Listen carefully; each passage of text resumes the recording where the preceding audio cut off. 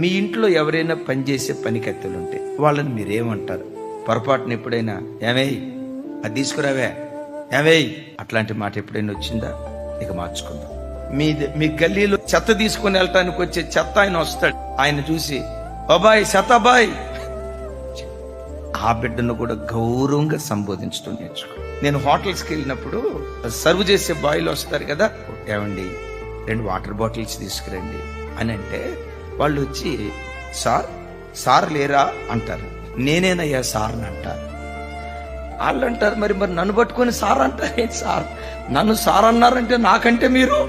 నేను అప్పుడు ఒక మాట చెప్పాను, నేను ఆరాధించే నా దేవుడు నాకు ఆ సంస్కారం నేర్పాడు. ఒక కూలివాడిని కూడా గౌరవంగా మాట్లాడే సంస్కారం నేర్పాడు. నీ నోట నుండి బయలుదేరే ప్రతి మాట దయగలిగిన మాటగా ఉంది.